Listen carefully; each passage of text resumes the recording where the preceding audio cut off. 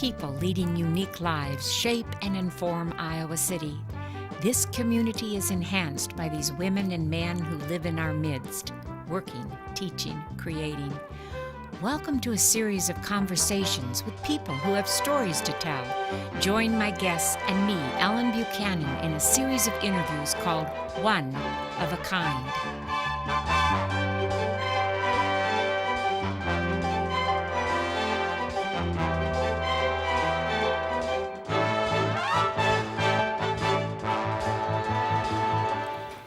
My guest on One of a Kind is Tim Barrett, research scientist, former director of the Iowa Center for the Book, and adjunct professor of papermaking at the University of Iowa.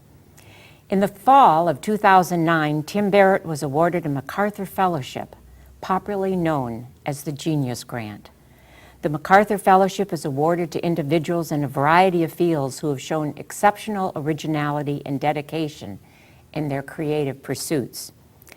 Professor Barrett earned a BA degree from Antioch College, later spent 2 years working at Twin Rocker Handmade Paper Inc., and 2 years with a Fulbright studying papermaking in Japan. He has spent several years researching early European handmade papers. In 1986, he joined the University of Iowa Center for the Book as its paper specialist and became director for 6 years. One of his many conservation projects with co-workers was to fabricate handmade archival paper used to rehouse the Declaration of Independence, the Bill of Rights, and the Constitution for the National Archives. Tim Barrett continues to teach courses in history, science, aesthetics of hand paper making. In addition, he oversees the University of Iowa Center for Book Research and Production paper facility. He also creates one-of-a-kind artist books using handmade paper and leather. Tim and his wife, Professor Jody Plumert, Associate Chair of the Psychology Department at the university, are raising 2 children in Iowa City, Will and Grace. And their household also includes 3 cats, 1 yellow dog, and a Labrador dog, and 3 hermit crabs. I assume they're still living. Welcome to One of a Kind. Glad to be here. Thank you very much, Ellen. Your story begins in Bath, Maine in 1950. Tell me a bit about your very creative first family. Well, I don't remember very much about that birth in Bath. My father was teaching at Bowdoin College at the time, a professor of English and American literature, and my mother was a homemaker, but also very interested in watercolor painting.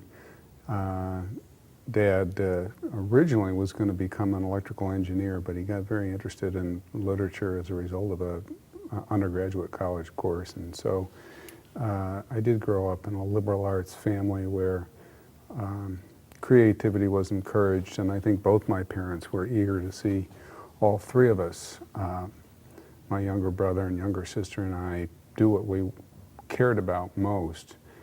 That was one reason I think I ended up doing what I'm doing now, specializing in papermaking. But it was also the era that I grew up in. I mean, the 60s and 70s were a time when a lot of people were exploring alternative lifestyles and directions, and also the school I went to, Antioch College, was accentuated all of those things. But certainly it all started with my family, and I feel very lucky to have had the parents I had, and they were very encouraging, even though I set off in a weird direction. Your sister and brother, you moved to Kalamazoo, Michigan, and your dad took another job there, correct? Right.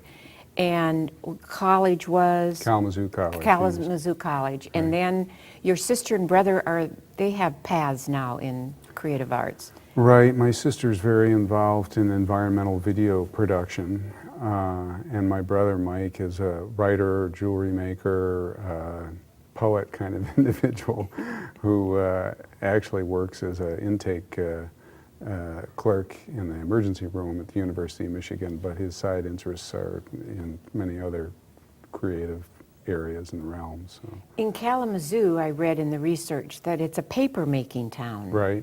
Did this have any influence on? Well, I think it did. I mean, remember asking my father how they made paper before the invention of the paper machine.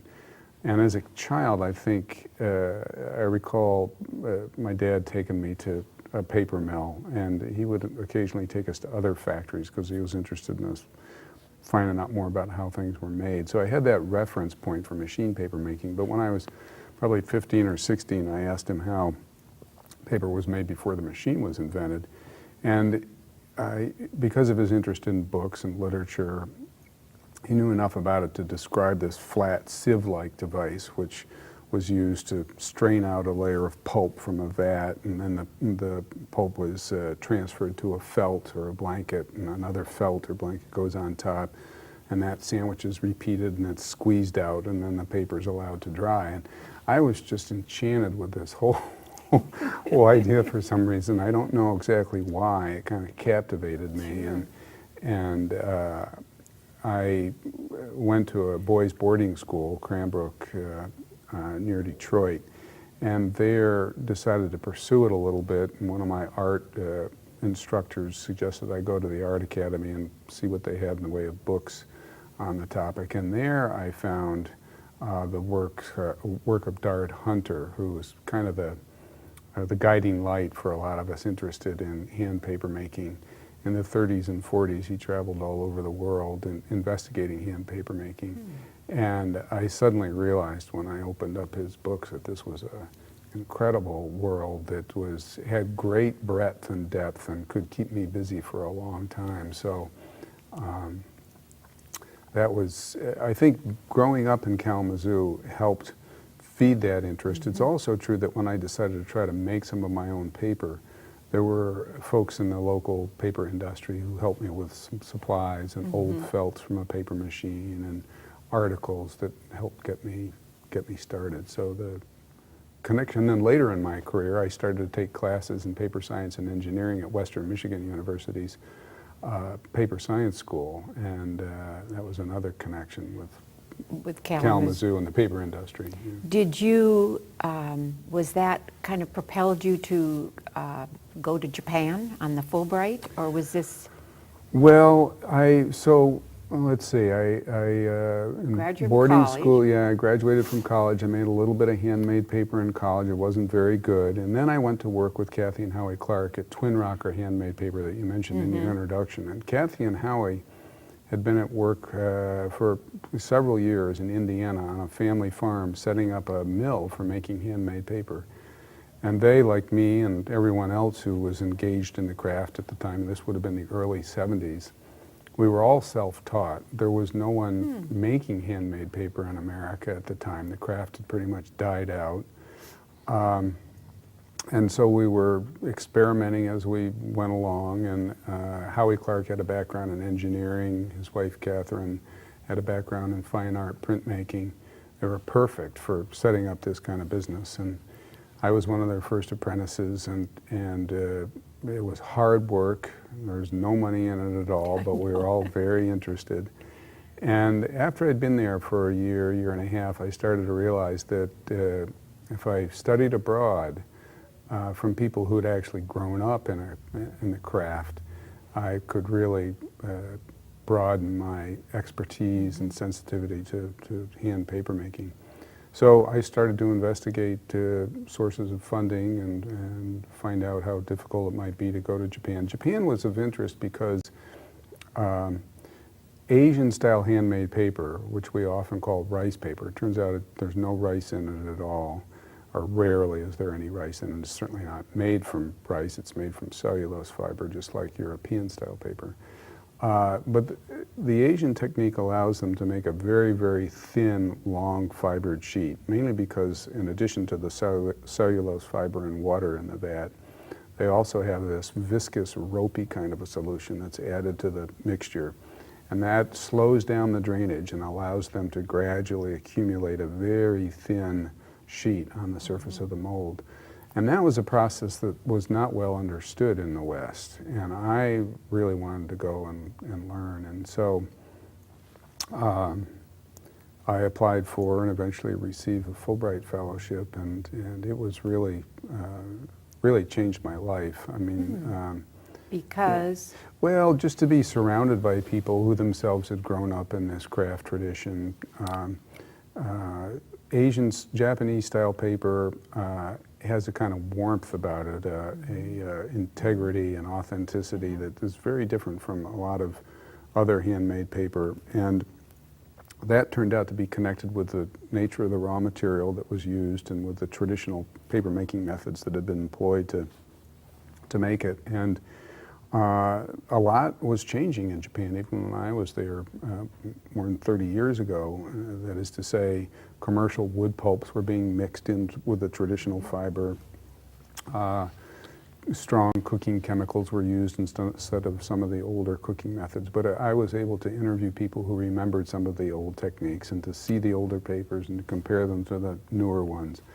And I began to realize that an investigation of these older traditional techniques often answers aesthetic questions that you have. You know, why does the old paper look and feel the way it does? Why does the new stuff, even though it's handmade, not have the same kind of character? And it turns out to be connected to some of these things. So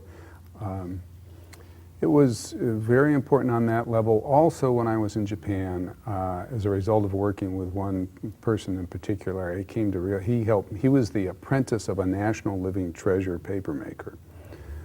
So he was similar in age to me, but very, very committed to the craft. And he, at one point, told me that you and I and other young people have to learn these traditional techniques from the people who still remember them, because if we don't, they'll disappear and they'll be lost forever, and it'll be our fault. So he helped me see for the first time that I and other young people were kind of the interface between the past and the future of the craft. You know, the fact that I had some kind of role to play possibly in the future of the craft had never occurred to me. You had a responsibility. Well, almost. kind of, Yes. yeah. I mean, this didn't hit me like a thunderclap at the time, but gradually it dawned on me that the craft was something I could spend the rest of my life with. And It's such a small field, though. There's no place in the United States, is there, that you can get a degree in paper making? well, there are places now where you can earn an MFA in paper works or in paper art. In other words, it's very closely connected to the making of works of art. But if you're interested in the history and technique of the craft, you can't get a terminal degree in that. Now, we hope to be able to make that possible here at the UI fairly soon. Great. But it wasn't possible for me at the time. And there are other people who are interested in the history and technique of bookbinding or fine press printing, that kind of thing, and we may be able to offer that as well in the near future. We're going to cut away now to, earlier Tim Barrett came in and brought some paper, European paper, some very old European paper, Japanese paper, and it had some explanations about the difference, and then some of his colleagues' works, and then some of his pieces that he has made, both the cover and the handmade paper. And then we'll resume the interview in just a moment. I think I'll start first with these two groups of papers. They were made between 1460 and 1800. And as you can see, there's a big difference in their quality. These sheets are kind of brown, some of the paper is brittle, whereas these sheets are in great condition. It turns out that in general, these are much older than these. In fact, these sheets are all from the 1400s, over 500 years old and still in great condition. And I've been very, very interested in these papers and trying to find out more about how they were made, what kind of materials were used. It's frustrating because the people who made this paper didn't write anything down. They were either illiterate or they had trade secrets that they weren't supposed to share with other people. So there's no one you can talk to anymore who knows how these papers were produced. And as a result, we've had to develop some non-destructive testing instruments that allow us to analyze the paper to find out what exactly is in it. And it turns out that these earlier sheets have much more calcium in them and much more gelatin as well. And those two components seem to be very closely related to paper stability over the long term, because these sheets tend to have less calcium and less gelatin. These papers are also thicker, and I'm pretty much convinced that at this period in time, the paper makers were trying to make a material that could compete with the other writing material of the period, parchment or vellum, which was made from animal skins. Part of the reason we think this is if you look carefully, you can see that the letters were made to look like the stroke of a pen. This is printed from type, but the people who cut the type were trying to make it look like the stroke of a pen, and they were still hand rubricating some of the cap letters. They were trying to make an imitation manuscript book, because that's what books were at the time. So this was what the printers were up to, and I think the paper makers were up to something similar. And it makes this whole period from the invention of the printing press, or invention of first use of printing in Europe by Gutenberg around 1455, right up to around 1500. Very, very interesting time. So one of the reasons we're interested in studying these early papers in letter forms is that it informs contemporary artists who are trying to make new books, one-of-a-kind artist books like this one. This is one I did back in the 90s. These are quotes by Native Americans who were trying to figure out who the white man was and why he felt he could tell them where to live. And the paper is European-style handmade paper, kind of modeled after this, but you can see some similarities in the stroke of the pen here. Cheryl Jacobson here in town is a real master at this kind of work. I was a student of one of her teachers, Glenn Epstein, when I made this book. The fringe is just intended to simulate Native American clothing. It actually turns out to be from Paul's. It's a chamois for cleaning your car that I got at Paul's, but it works really well on this application. And this paper is made from what? This paper is made from raw flax, or raw material is flax fiber that would normally be used to make linen cloth. So it produces this kind of paper, or this kind, depending on how it's processed. It's also used to make this heavier coverweight paper that's used in this book. And that differs from Asian-style papers, which are made from the white inner bark of the paper mulberry tree, or occasionally other materials. This bark is stripped off of the tree and cooked and beaten by hand and mixed with a viscous formation aid. And using the Asian technique, you can make really thin sheets. So if you're a student of papermaking, being able to do both of these techniques is really the ideal, because you can trade in between the two and try different things, and it's really a lot of fun to have access to both. This is a book, one of my colleagues here at the University of Iowa, Gary Frost, is interested in 15th century European bookbinding, and he once gave a talk and suggested that a really well-engineered book is nothing more than a series of elements connected together so that when you actuate one element, it begins to move the other one, and so on. He was gradually sort of describing a slinky. It acted like a slinky. So I thought, well, let's try to make one of those. That's a great idea. This is actually not handmade paper. This is machine-made, very, very thin Gampi paper, same as this material here, raw material, but it's a very, very thin Gampi paper, which I stacked up, sanded off on both sides, and then it's glued at the spine. So it turns out not to be as much fun as a slinky as it is in this kind, just because it twists. And this book has put up with quite a bit of abuse. I've done a lot of talks, and sometimes you'll see kids pick it up and run around the room with it. But it's just another sort of soft sculpture kind of thing. So some of these over here are any of these students of yours? No, none of these are students. These are colleagues of mine at the Center for the Book. Actually, Sarah Langworthy did this book. She designed it, did the box, and decorated and printed the handmade paper, Japanese handmade paper with this stain and printing effect here. So as you turn the pages and read the poem, it reveals other layers to the poem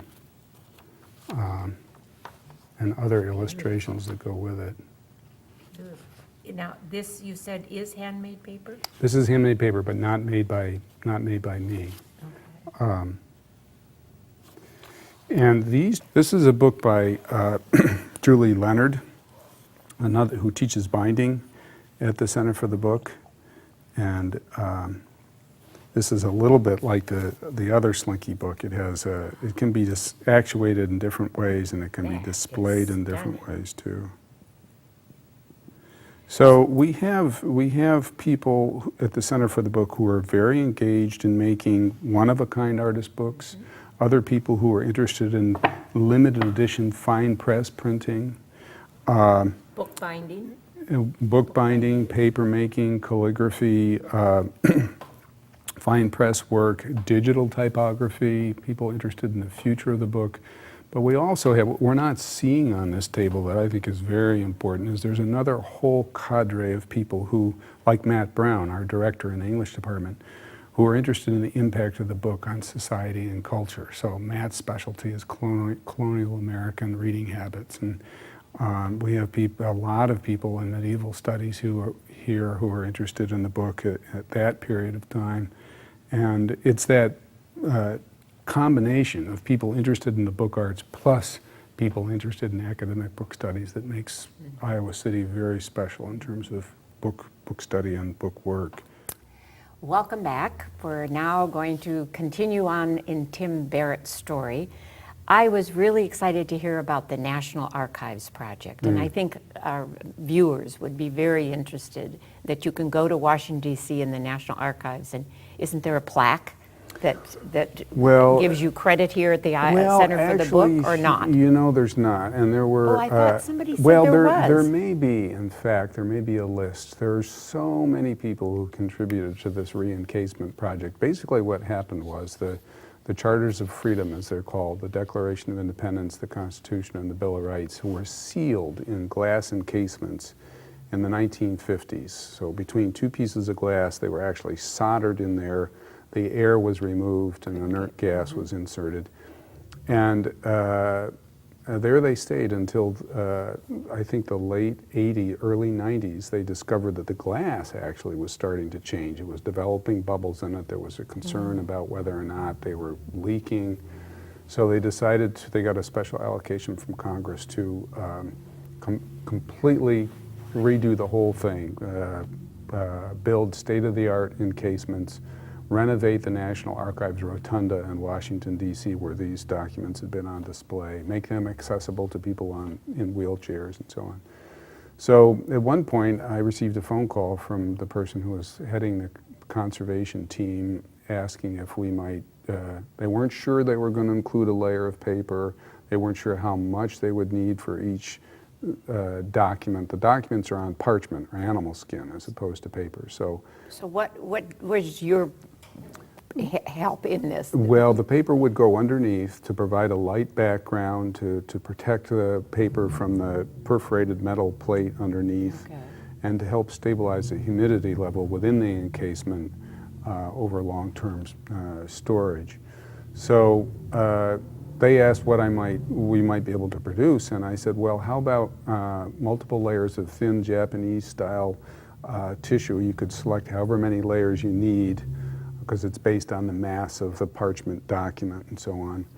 And the person on the other end of the line, who turns out to be British, he said, Tim, can't you think of something more American than that? I mean, Japanese tissue, Japanese-style tissue. And I said, well, now that you mention it, we have been experimenting with some American-grown textile quality cotton, which we can make into a white sheet that's free of any chemical bleaching. And he said, yes, that sounds great. That sounds like exactly what we have in mind. Please send us a proposal. And so one thing led to another. And I was actually serving as director of the Center for the Book at the time. And Lynn Amley and graduate students in the Center for the Book were the ones who actually produce the paper. I helped develop some equipment that was essential to the process. But Pretty exciting, it was, yeah. It was, you know, you can imagine, it's a little scary, too. Oh, the Constitution, the Declaration of Independence. Yeah, so it's fun. It's fun to go there. There may be something written on somewhere that says something about where the paper came from, but in general, you have to know it's there. But if you tip your head at the right angle, you can see it underneath it. I'll look when I go All to right. Washington, D.C. Okay. next. I want to talk about your MacArthur Award, how you heard about it, and what it's meant to you, professionally and personally. Well, everybody has probably a similar story. The man calls you, he identifies himself as being from the MacArthur Foundation, asks if you're sitting down. I said no. He said, well, you might want to. I need to, do you know anyone who's received a MacArthur Fellowship? I said, well, actually I do. Terry Bellinger at University of Virginia has received one, I know. And he said, well, now you know someone else with the initials TB who's received one. I said, yeah, well, that would be Terry Bellinger. Come on, you got to help me out here a little bit.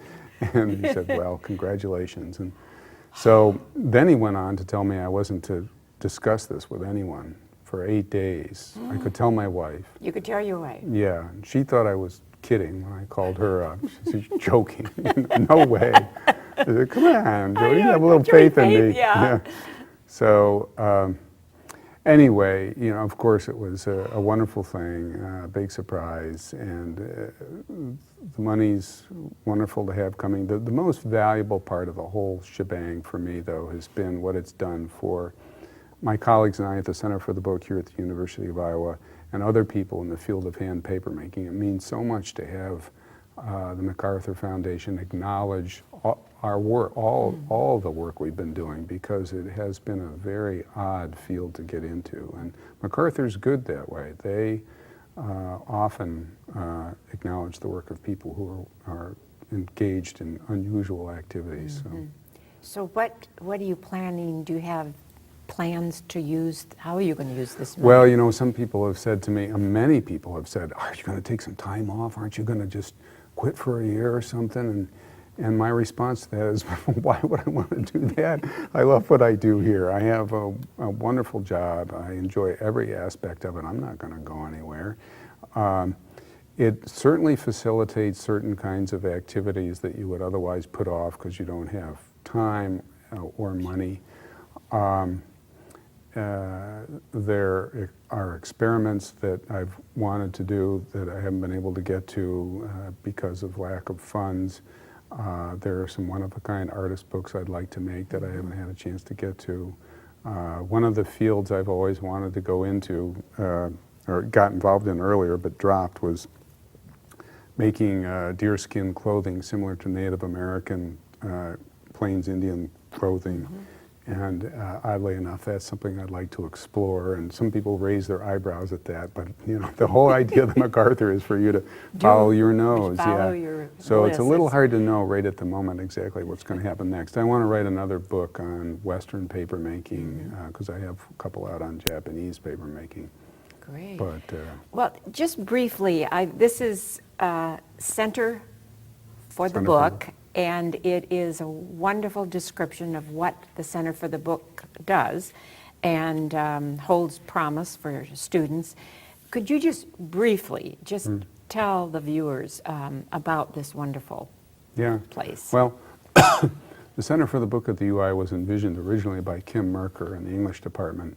There's been a long history of literary fine press printing in Iowa City, but Kim realized that if he was able to work with the administration to bring in a specialist in bookbinding, a specialist in papermaking, they'd be able to round out strengths that we already had in place, people who were specializing, like himself, in fine press printing and offset printed artist books. And in 1985, the Center for the Book was officially established by the Board of Regents, and we've been working away at it for decades now. The idea of the Center for the Book is that we teach not only the book arts, that is to say papermaking, bookbinding, calligraphy, fine press printing, but we also have here at the UI people like our director, Matt Brown, who is interested in the role reading habits in colonial America. Other academic faculty are interested in medieval book production and consumption. So we have a whole cadre of academic scholars who are interested in the role of the book in society and culture, in addition to the hands-on specialists. And it makes a wonderful overlap for both of us, because many of the scholars are in fact quite unfamiliar with exactly how books were produced. And once you learn more about that, it can help you evaluate the manuscript that you're reading or the book that you're looking at. Likewise, for our students in the book arts, the more they understand about the impact of the book in society and culture historically, the better equipped they are to design a modern artist book in terms of how it's going to be received. So that's my next question. How optimistic are you about books now that we've all the avalanche of technology? It's a good question. I'm as interested as anyone in my iPhone, in the design and development of a user-friendly ebook, and what comes next. But I think that as that flow of digital devices increases, curiously enough, it's going to increase, not decrease, the interest in the traditional object. You know, in other words, if you imagine a world in which the world has gone completely holographic, and you send a love letter to someone that's hand calligraphed on handmade paper, you are going to get that woman's attention, and the other guy's not, you know, because she's going to look at it and think, my goodness, what is this? Just recently, you probably have heard that Jay Semmel's retiring, and we had a celebration for him, and we gave him a handmade book that was produced at the Center for the Book, and then it was filled with passages, things that people had written in it. And I could see these thought balloons up above everybody's head in the audience going, boy, when I retire, I want one of those. You know, because it was headed off at the beginning with beautiful calligraphy by Cheryl Jacobson, and it was, I think, you know, as we go into this digital age, that kind of thing is going to carry more weight and be more important rather than less. I may be a little biased and overly optimistic. Oh, but I that's hope my you're sense. not. I hope you're right on. Yeah, Yes. I always ask my guests who come and be interviewed, who or what has had a major influence on them, and what about you? Well, I think my time in Japan, you know, I mentioned the apprentice of a National Living Treasure papermaker. It was an important juncture for me because I had to decide at the end of this 2-year Fulbright fellowship if I was going to continue to focus on Japanese papermaking or on papermaking, hand papermaking more generally. And I chose the latter, but everything I learned in Japan about the relationship between raw materials and technique and the final aesthetic properties in the paper played into my subsequent study of early European papers. So I think that, you know, Japan was my first exposure to professional paper makers. All the work that was going on in America was, you know, very inspired, and very wonderful things happened, but it was a chance for me to be engaged in a papermaking culture, and that really changed things a lot for me. That and the liberal arts family that I grew up in, going to Antioch College, I think those provided the base from which I followed this path. And What do your Will and Grace think of your handmade paper in your books, your children? well, they know it's what I do, but so far neither one of them are particularly curious about And you know, it's funny because when I chose hand paper making, I thought to myself, it wasn't my intention, but I remember reflecting on the fact that, well, I'm not going to be a college professor like my dad of English and American literature. You know, I'm doing the most opposite thing you can imagine. But here I am at the university teaching, which is what my father did. I've been involved in administrative work, which is what my father did. I love writing about hand paper making. My father loved to write. And so you never know. Will and Grace are interested in, Will's very interested in computer games.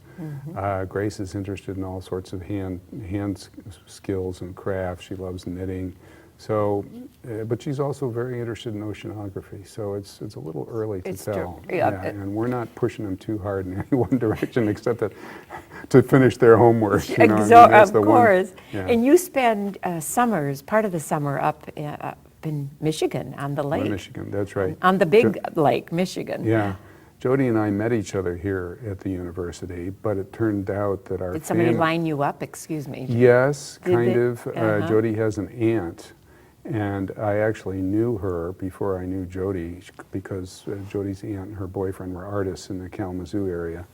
And when I came out to Iowa, they were in touch and said, you know, you and Jody might enjoy meeting each other, and we hit it off right away. But anyway, it turned out that Jody's and my family live 60 miles apart in Michigan. So we were both Michigan kids. Uh-huh. And my folks had purchased some land on an island off the coast of, off the lower peninsula near Charlevoix, Beaver Island. And it wasn't particularly special land. It was marshy and rocky and muddy, most of it. But in any case, enough of it was high and dry that there are some several building sites there. And Jody and I have since built a place, and we love going up there. It's funny, you get to Charlevoix, which is a very heavy-duty tourist town. Very posh. Very posh. That's exactly right. You get on this ferry boat, you go out there, you have to ride 2 hours to get out there, and you get there, and you get off the ferry boat, and a lot of people go, what's the big deal? I don't get it, you know, because it basically looks like rural Michigan. There's not, I mean, there's a few boutiques, but once you step outside of town, it's like, what's the big deal? But the people out there who love it really love it because of that, you know. You're so totally in nature. And the beaches, there are nice beaches there, and there are very few people on them, and so it's wonderful. Sounds perfect for a summer. My last question, because our time is running out, is what do you find the best about living in Iowa City? Well, gosh, it's, you know, it's not too big, it's not too small. Having the university here means that there's a kind of level of discourse and intellect, I think, that you don't find in other towns of this size. I was involved with Chris Merrill and a lot of other people in the UNESCO City of Literature effort. And in their proposal, I think the most salient, most important sentence in that whole proposal was, in no other place in the world can you find, on a per capita basis, as many people who are engaged in writing and the making of books as you can in Iowa City, Iowa. And I think it was kind of a slam dunk for UNESCO that Iowa City was going to become a city of literature. So it's a real privilege to live in this town. We all feel very lucky to be here. And we feel privileged that you decided to live here. So, thank you and very thanks much. for being my guest. Okay, my pleasure, Ellen. Thank you. My guest on One of a Kind has been the research scientist and adjunct professor of papermaking, Tim Barrett. A recipient of the 2009 MacArthur Fellowship, he continues to teach courses that address the history, technique, and science of papermaking. The president of the MacArthur Fellows Program states the mission, and I quote, "Through these fellowships, we celebrate and support exceptional men and women of all ages and in all fields who dream, explore, take risks, invent, and build in new and unexpected ways in the interest of shaping a better future for us all." End quote. An apt description of my guest today. Besides being a genius in his field, he is an exceptionally considerate and thoughtful man. Tim Barrett is one of a kind.